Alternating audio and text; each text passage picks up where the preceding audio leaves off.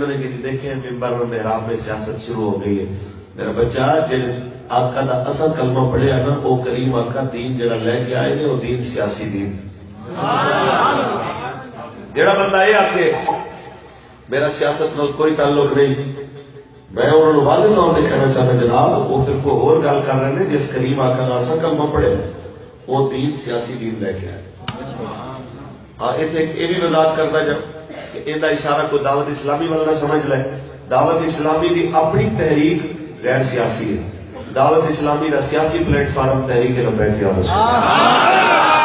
دعوت اسلامی کا سارا ووٹ تحریک لبیک یا رسول اللہ. اس واسطے کوئی بندہ سانو آپس میں لڑانے کی کوشش نہ کرے.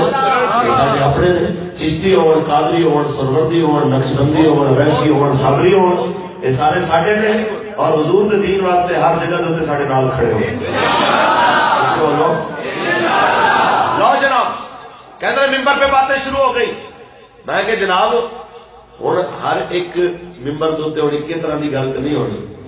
جنہیں وضو دے مسائل، پاکی پلیدی دے مسائل سیکھنے نے، جنہیں زکات دے مسائل سیکھنے نے، دعوت اسلامی وال ٹر جائے. تے جنہیں ظالم حکمرانوں دا پنجا مروڑن دا ول سیکھنا ہے وہ پھر امیر المجاہدین والا.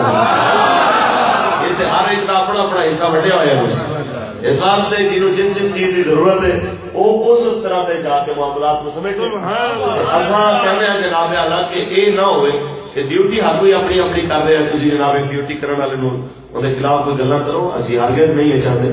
وہ جو کام کر رہے ہیں وہ اپنی جگہ سے بہتر کام کر رہے ہیں. لیکن جو اسی کام کر رہے ہیں یہ ہوتا ہے کہ دیکھو جی بارڈر سے پہرا دینا یہ بھی ایک ڈیوٹی ہے. انہوں کی وجہ تو پورا ملک امن نال ستا ہوتا ہے. ٹھیک ہے. علاقے دے اندر